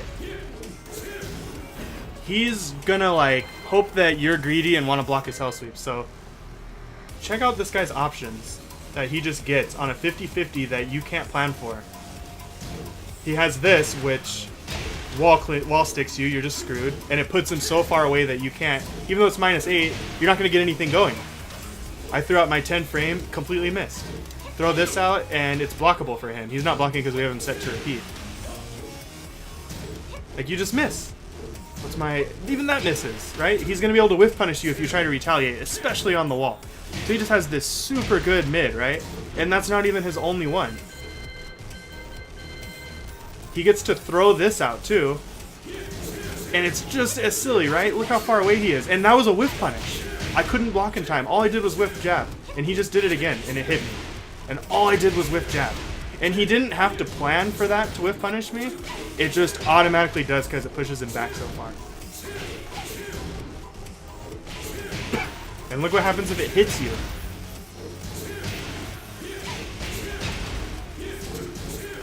You could still AOP it, even though they buffed it. So, the theory behind the Devil Jin player, when you're fighting him, is they're not going to do the hell sweep that often, right? Because they know that you have sat in training mode like you're supposed to, and sat there and did the launcher over and over while you listened to your favorite music or whatever you're doing while you're training mode, watching Eris' stream maybe, and he knows that. He's like, okay, they're going to be able to full punish if they guess block my health sweep.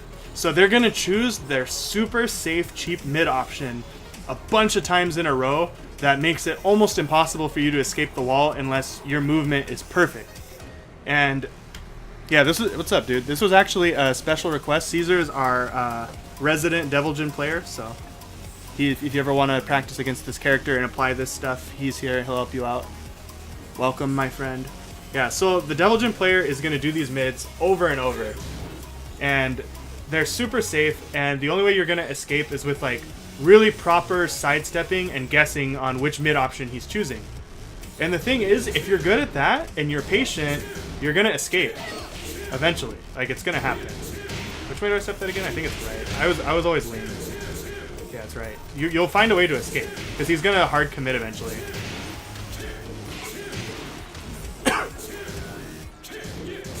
Yeah. Because if he only does 2 hits, you're going to be able to move forward on him, right? And I'm not going to record him doing that. We'll just say, like, if he omits the 3rd hit because he's scared of you sidestepping it, you're going to be able to move forward on him, and that's how you're going to escape the wall. Which is, you know, that's what you want. It's the most important thing. So, if the Deviljin catches on that you're a really patient player, and, you know, you're dealing with his mids properly, Resident Evil Deviljin player, then what's going to happen is the Deviljin player is going to start pulling your favorite back out. You're waiting for his mid, right? And he gets you with this, and he gets a full wall combo out of it. You're going to take a ton of damage into the same mix-up again. And you end up in this like super fear-driven state where you're like, oh man, I really need to block that next time. Because, you know, he's going to kill me on the next hit. He's finally doing the hell sweeps. I really need to block it. So you wake up and then you're ready to block it. You're like, I got this, and then boom, you just get hit by the mid and you lose. You lose the round. And that's what Deviljin does to you at the wall. A good Deviljin's not going to pull out the hell sweep that often. They're going to pull it out when they believe that you're not afraid. And they want to make you afraid. And if they successfully make you afraid, he wins. And I'm saying this like there's some solution, you know, and there's really not. Deviljin is just super good, like, for that reason. Because his mids are so good and have so much pushback. It's like crazy. And yeah, exactly what Caesar just said in this chat. If Deviljin doesn't commit to the 3rd hit, it's your turn, which is a hard guess on your part. But that's, you know, that's one of the escape points. Let's go back to that.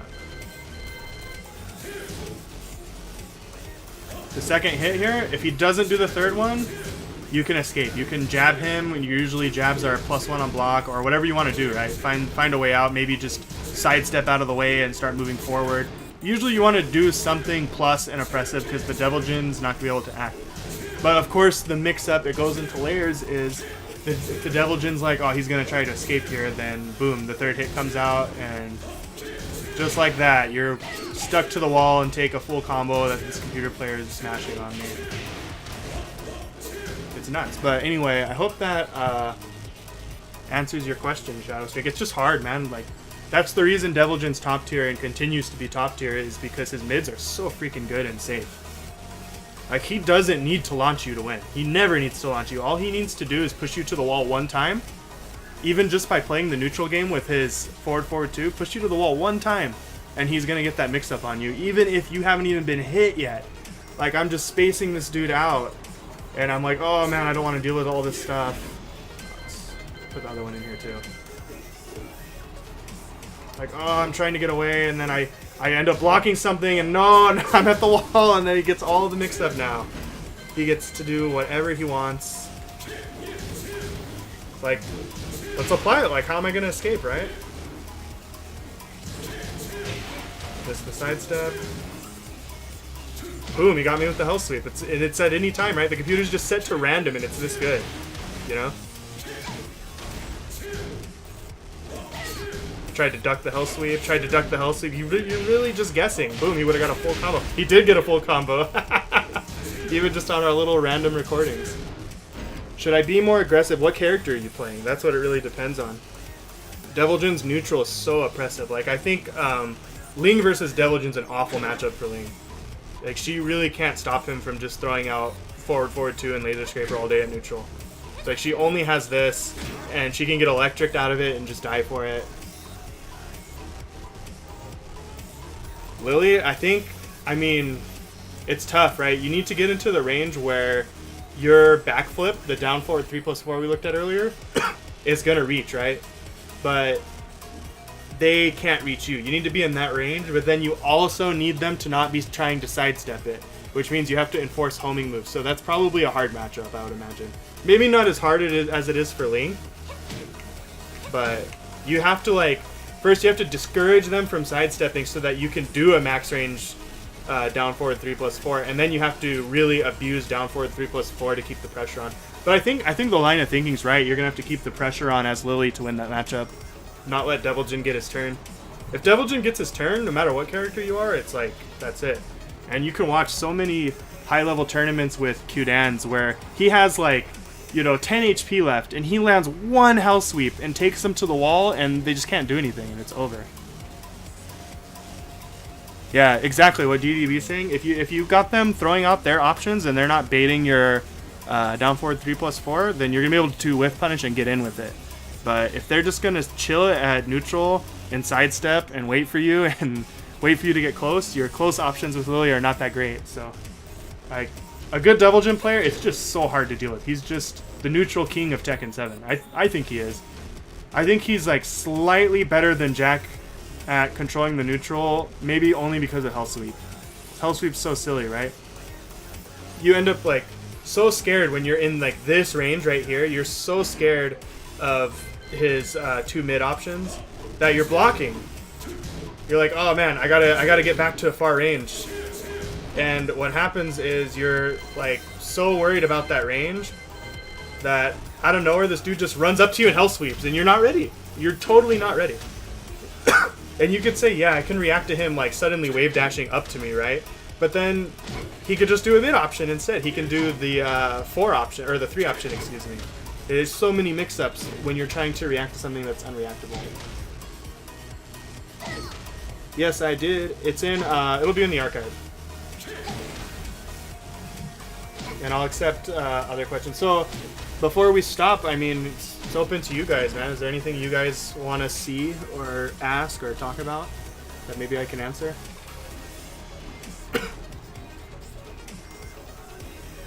When is the Tekken Bowl tutorial? You gotta come to a special Omi Might session at my house to get the Tekken Bowl hands. Offline only, amigo.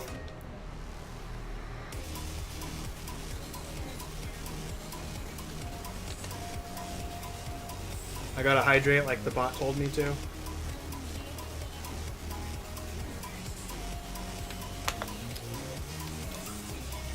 Oh yeah, throws, right?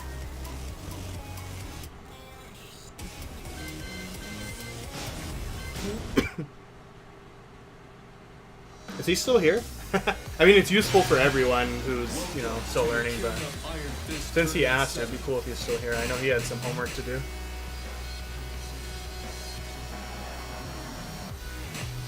I guess you can really show it with anybody. Ling's a good one to show it because she has a command throw for every button. Oh no, let's do Kazumi. Kazumi is a great example. With a small stage so we can use the wall. Get ready for the next battle.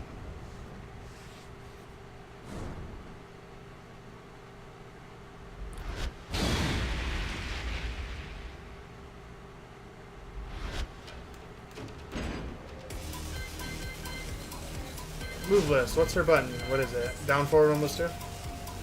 This, yeah, this amazing throw. Whoa, frame rate. Why is my frame rate going crazy on Kazumi specifically?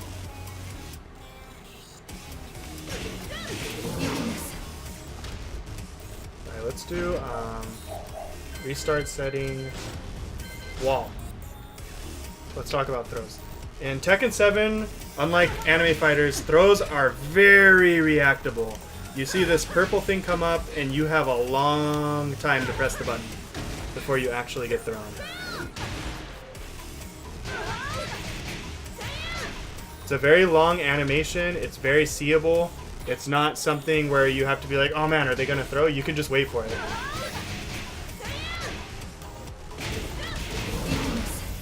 So what I just did there is Kazumi's 1+2 command throw, which is like the end of the world if you get hit by it.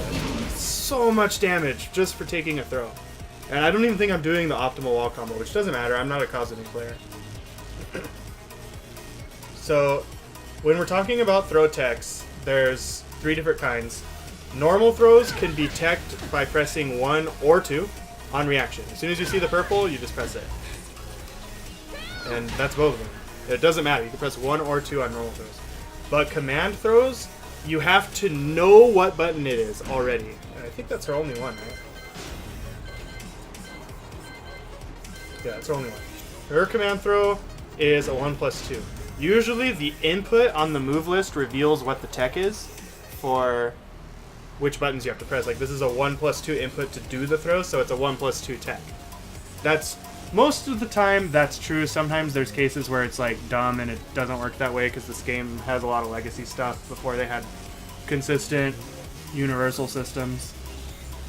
But it's the kind of thing where your approach to teching throws in Tekken is to know what your opponent is going for. If I'm at the wall against Kazumi, she wants this throw so bad because she's going to get so much damage for it. And she's going to fish for it. She's going to fish for it super hard.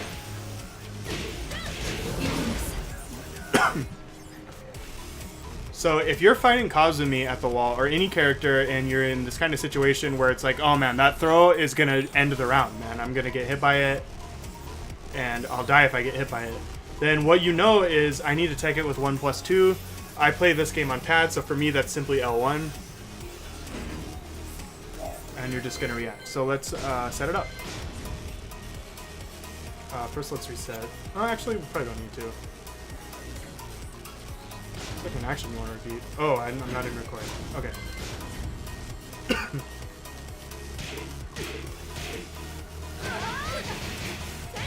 Okay, there's one. Oh, let's reset the position first.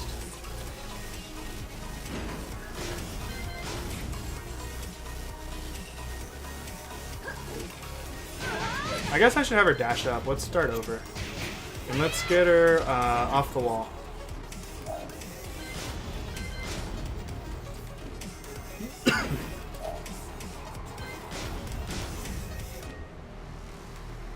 Because then we can do this one, so we'll have a nice variety.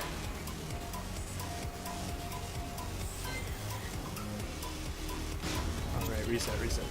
Okay.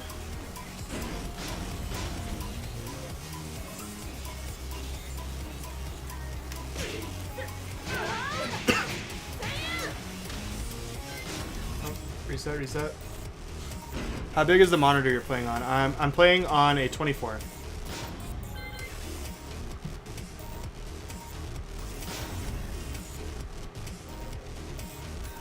And then my big TV has you guys, the chat.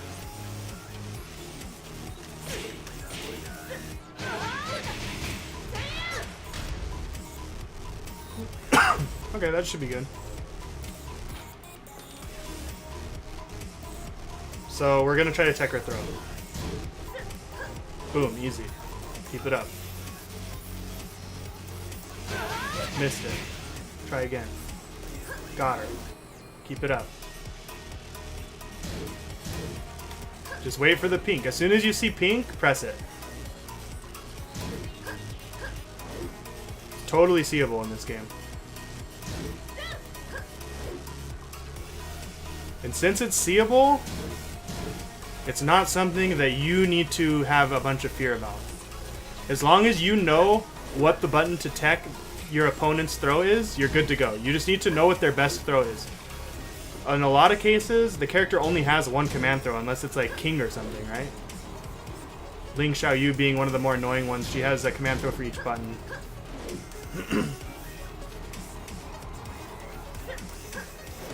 And this is something you can discover by going into training mode for each one. Unfortunately, there's no resource that just has a list. I really wish there was. But you can learn this, right? You can learn to tech every character's best throw. And when I say best throw, what I'm saying is there is an unreactable mix-up involved with this. I'll show you what that is. Alright, let's reset first.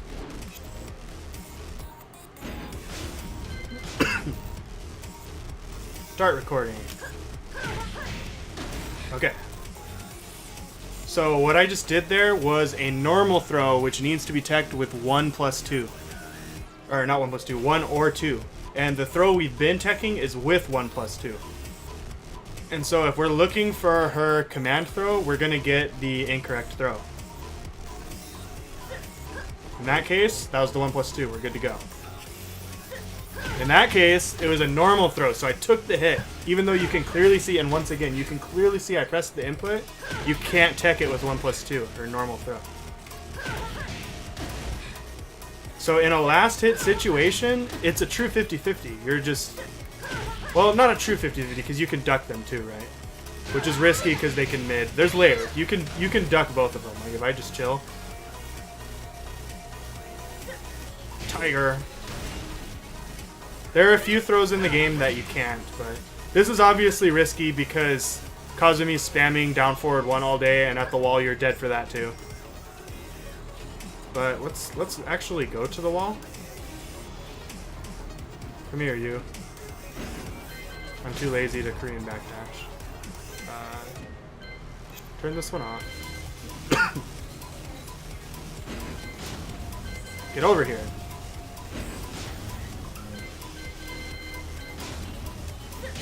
Oh, don't tackle me. So here's why at the wall you should just tech with 1 plus 2 unless you're in a last hit situation. If she gets the normal throw, no wall combo. And she's far from you, which means you're going to be able to escape her pressure. No wall combo, and it pushes her back really far. And so it's okay for you to give her the normal throw unless it's going to kill you on the hit. And it doesn't do that much damage. I think it's 35. So compared to taking the other one, that's pretty good. And so again, like the lesson here is go through a character's moveset, learn what their good throw is, and make sure you can deal with it. Welcome to the King of Iron Fist tournament. Ling Xiao Yu. Get ready for the next battle.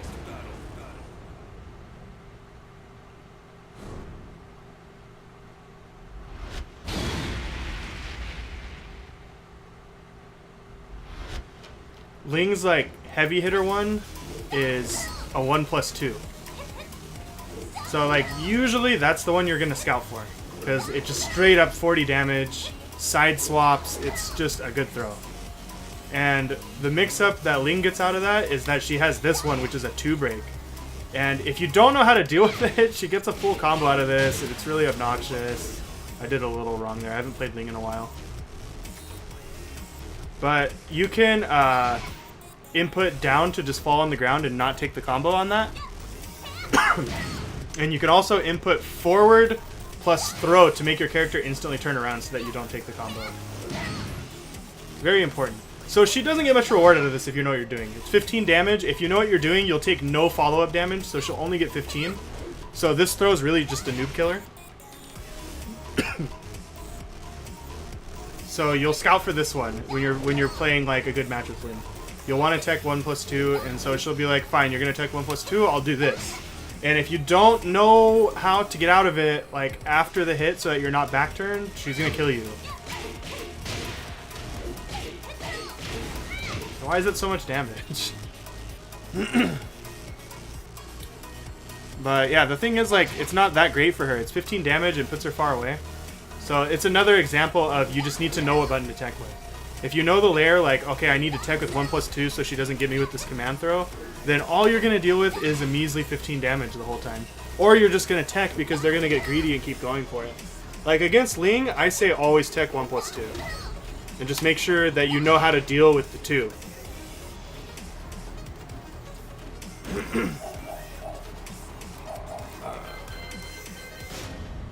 Move list.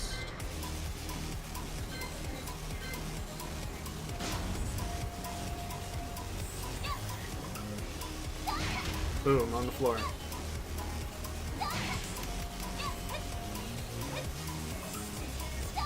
Easiest way is to just hold down as soon as you see that you took the hit.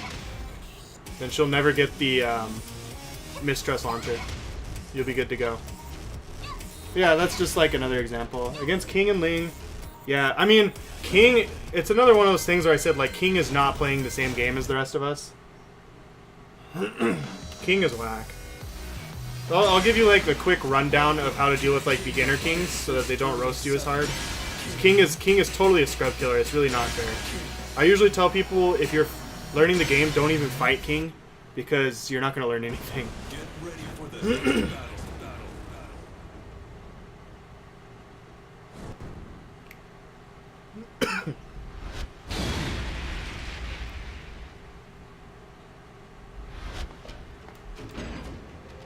See if I can remember the move names.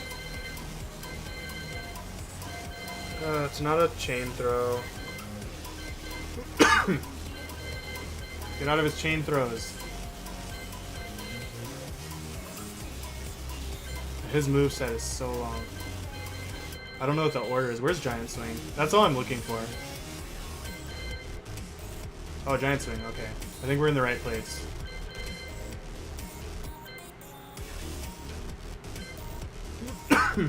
Tombstone and Giant Swing. Okay.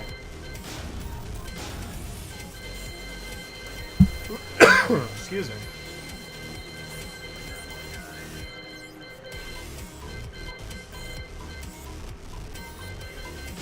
Boom.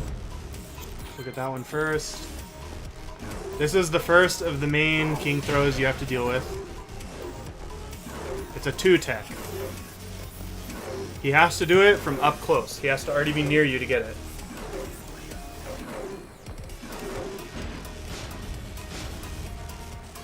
The next one you'll commonly see, which... Oh, whoops. This will also deal with them going for the rolling cradle, is the Giant Swing. This is a 1-tech. If they go for the Giant... Or not the Giant Swing, the... Rolling Death Cradle chain throw, this will also escape that. So, up close against King, usually you're teching 1. Because Giant Swing does a ton of damage and you don't want to deal with Rolling Death Cradle at all.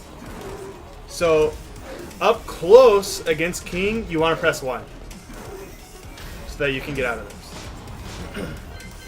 The mix-up is for him to go for the pile driver instead. Then you press 1 and he takes you to town. And it sucks. It does a lot of damage because King just gets unfair mix-up. Okay, let's see. I think this is the other one. Oops, not 80. Yeah. So this one, King has to do from a distance. It's a wall running.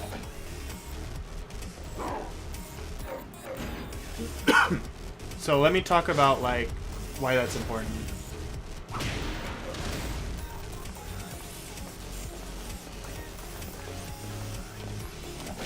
If I can do the input. Yeah, let's try it again.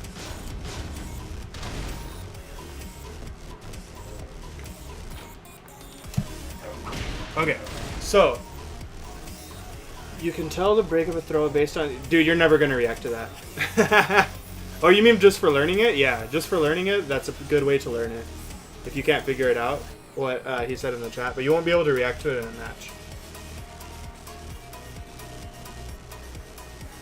Okay, so, really common King situation is he just knocked you down and you're about this far from him. Or I set the recording to put him that far. This is a 1+2, and it's his most common from far option. So if you're, I think I pressed it too early. If you're far from King, you want to like be thinking 1+2 instead of 1. And it's the hardest part about learning King is remembering that. To be like, oh, he's kind of far away, so he has access to this throw now.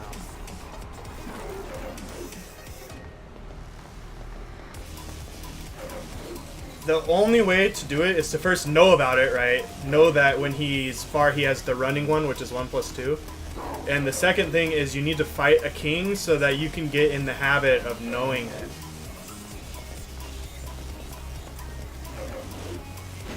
And it's really whack.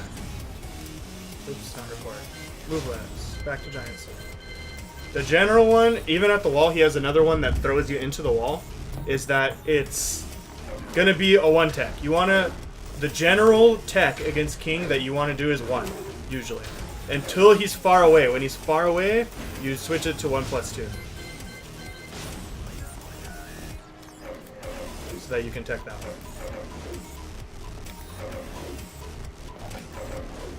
That's like the beginner's gist of king. I mean, he has a lot of other like silly throws because he could do them out of jabs and stuff. But it's helpful to just at least know up close, tech 1 until they're switching to tombstone, and then start teching 2. And then even that's risky. Like if they do the tombstone, I would only try teching it like once because then they're gonna go for giant swing again. Or rolling death cradle. And then when they're at a distance from you, tech with 1+2. It's scary. He's really tough to deal with. I mean, it takes so much practice to deal with him. But if you can't do that, then you don't even get to play Tekken against him because he's just going to kill you with the same 2 moves over and over without having to think. Most kings, especially in the low level, are like super unga bunga. Like they don't know anything about Tekken. So once you start teching their throws and then putting the offense on them, it's going to feel really good. You're going to be like, wow, they have no idea how to deal with me now. It feels super good. You'll see what I mean. It just takes practice, and it's annoying, but you could do it. It's still not annoying as Yoshi.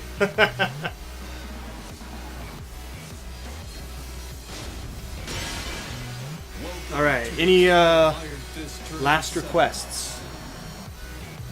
How you guys doing?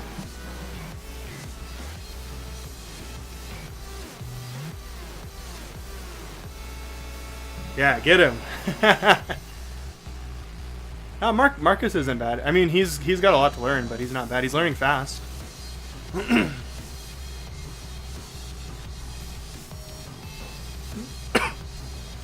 Taking turns. Revenge? We did talk about that. Unless there was something more you wanted me to say on it. Yeah, we could talk about it a little bit. Let's do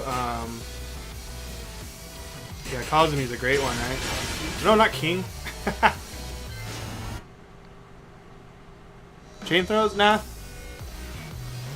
Chain throws applies a similar logic, right? I mean, you need to find out what the next button is and tech it. Welcome to the King of Iron Fist, Kazumi Mishima. Get ready for the next battle.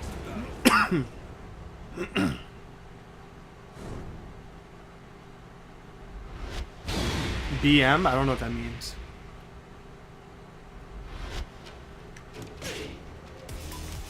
So Kazumi is the ultimate, it's always my turn character. What it means for it to be your turn in a fighting game is you can stop blocking now and challenge. And one of the most common mistakes beginners do alongside just throwing out launchers is they don't block. You get on them and you hit them with this and they try to press a button immediately. So let's talk about when you should and should not challenge. So if you get hit by this, look at our Tekken bot Prime, +6. +6. +6. So your fastest move is 10 frames. 10, right? So if I'm +6, that means I get to move 6 before you. So the earliest you can hit me is, if you add the 6, 16, even with your jab. Which means if I choose a move under 16 frames to hit you, you're just going to eat the hit. You're not going to escape. So let's take a look. Record. Bagoosh, bagoosh, bagoosh, bagoosh, bagoosh. What can I do to get out of this?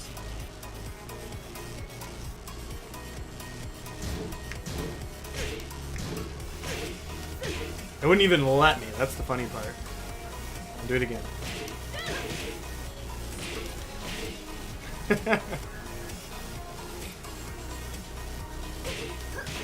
I wonder why I'm getting out of that, right? Is the frame data wrong on the Tekken bot? I shouldn't be able to jab out of that. Oh, there we go. Let's fix the recording.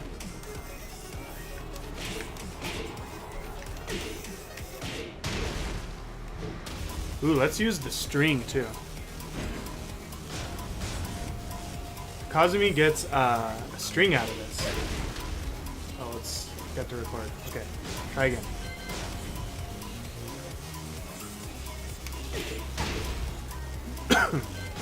This will be a good example.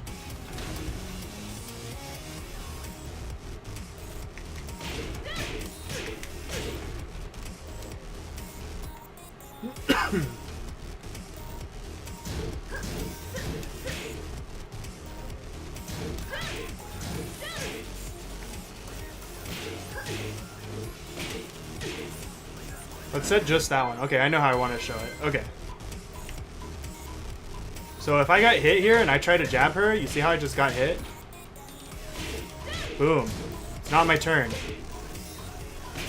Because she's so plus, I'm not going to be able to hit her here. So now let's try blocking it. Ooh, the frame data is different. She's -3 now, which means my jab is first. That's important to know. So you might be thinking, okay, so yeah, if she does the hand swipe, we're in there, right? We're going to jab out. She's not going to be able to do her pressure. This is where Tekken mix-up starts. I'm not saying this challenge point's wrong, okay? That is a challenge point you can do against Kazumi to take your turn and steal her turn. But she has another option out of it. Let's see what happens when I try to get out. Oh, just got hit hard. She has a follow-up and it wall sticks. Super brutal. So it's like, oh, but how would I know, you know? How am I going to get out? How do I know which one she's going to do? Let's put them both back on. The answer is you don't know. It's more important to know that that's a potential spot that you can get out. Because a good Tekken player is never going to give you something for sure except as a last result. See, boom, tried to get out, punished. Punished. Can't get out. Can't get out. So I'm being like overly aggressive and really trying to get out. And this is like the common mistake beginners make, is they really want to get out, which is why characters like Kazumi and Anna totally ruin beginners' days. Got out there because the jab sequence, right? Oh, punished. So let's see what happens if I just block. Right? There's nothing wrong with that. What if I just chill? I don't have to do anything. Remember when I was saying earlier, like, the biggest thing I do to defeat beginners in this game is just stand still and do nothing? This is a prime example. Ooh, there's the second hit. That's the second hit that earlier we were getting hit for trying to jab out. Instead, I blocked it. Now look at the top right. -13. You remember when we talked about punishes earlier? You need to know your 10, 11, 12, and 13. This is a -13 move, which means by being patient, I have a guaranteed escape route now because they took the risk. Boom. Let's set her to only do it.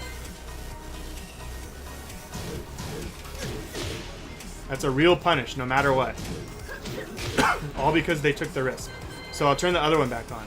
And they don't have to commit to the second hit, right? They can just keep going forever and keep doing swipe and jab. And I can take the risk and try to get out and then keep getting hit and losing all this health against Kazumi. And then, oh, I got lucky this time, right? I got out.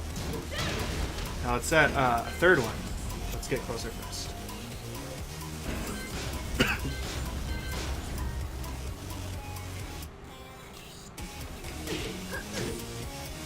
Not that one. Her good lows are down back, I think. Yeah, that one. Okay. Oh, let's do something after it, too. It's so plus on hit.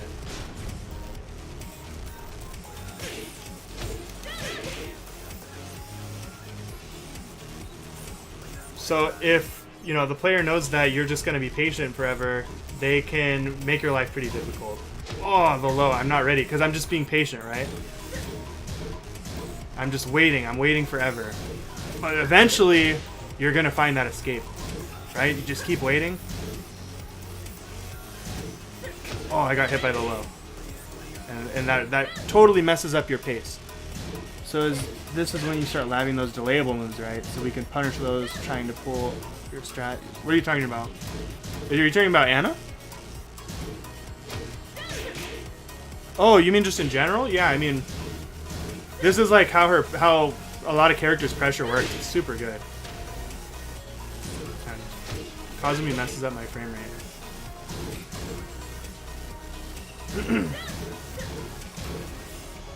And so once the player's throwing in lows too, it really messes up your whole like be super patient strat. It really messes it up.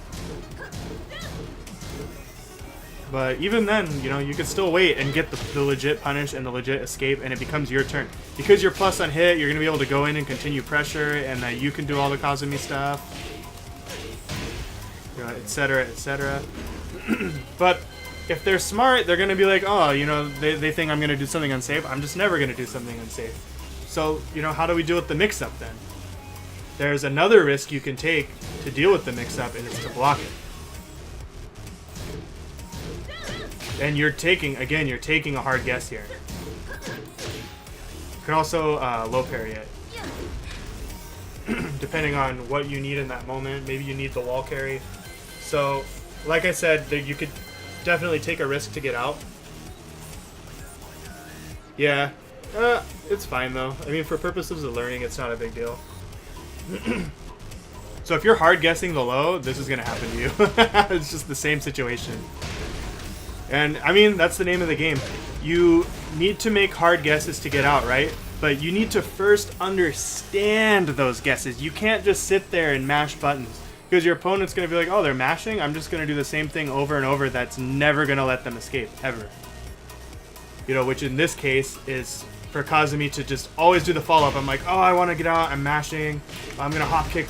I'm going to hop kick. I want to hop kick so bad. And get back up. Hit me. I'm trying to hop kick, and like that's what beginners do, right? They panic because the other player gets in, and they start just really trying to hit him back. And you have to just stop and wait. You need to understand what your opponent's doing, and that's what makes Tekken so expansive. Is you have to apply everything we learned today, and going back and figuring out what moves were bothering you against a player and seeing their weaknesses. You know, in this case, you could say, "Oh, that Kazumi was messing me up with that hand swipe," and then, you know, you pick Kazumi in training mode, you go down the move list, it's down forward 1, you might take a second to find it, and you find out, oh, it has this follow-up, and then, you know, you find out it's frame data on hit, it's frame data on block, and then you can start formulating a plan of escape and make, instead of it just being like you're mashing randomly and killing yourself, it's educated mashing. It's like, oh, they have 3 options here, if I jab here, it'll beat this option. If I block, it lets me punish this option, and it's all just studying. It's massive studying. It's really methodical, and it takes a long time, and it takes a lot of commitment. And the easiest way to get into it is to start by just labbing against characters you really don't like. If you're sick of Caesar's Devil Jin, go put Devil Jin in training mode and make sure you know how to deal with all that stuff so that next time you fight him, you can apply some of it.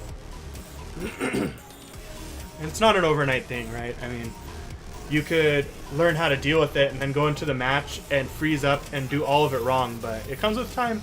The more you see it, the better you're going to get at it. It takes a long time. That's just Tekken.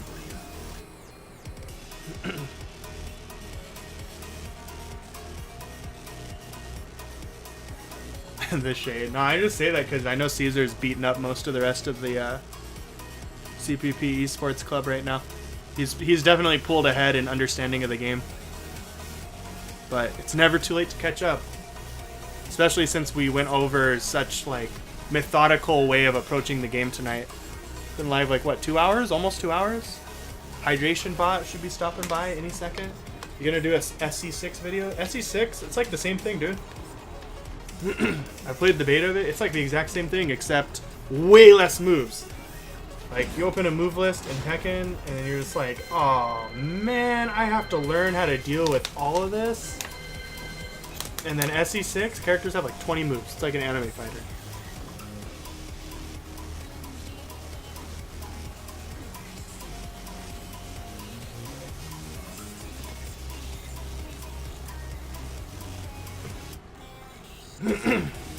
Alright, anything else?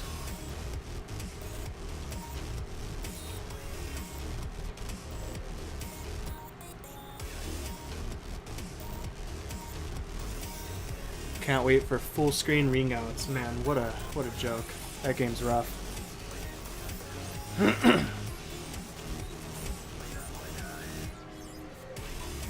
If I did a lobby one day, we could do something like that. Not tonight. My voice is tired. Oh, yeah, I'd be down to do that sometime really soon. Maybe sometime this weekend. Like maybe Sunday.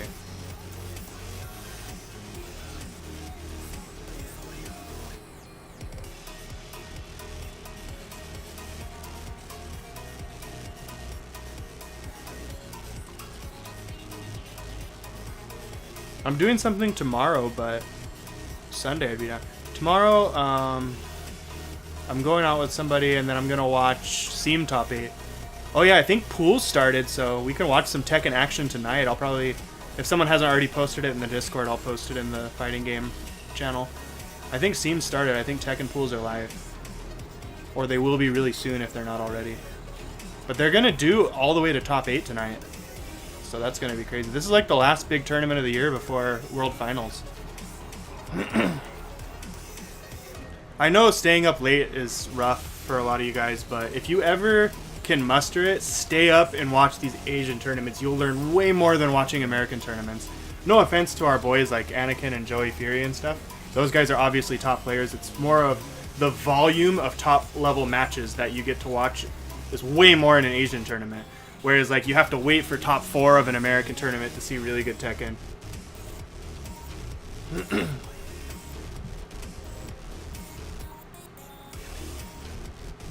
It's good? Alright, I'm hyped.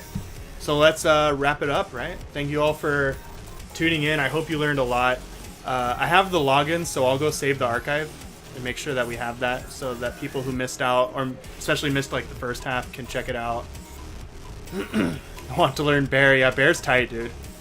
Nothing wrong with wanting to learn Bear. Don't let the haters take you down. Bears can obviously win, or Rengchu wouldn't have his results. Alright, peace out, guys.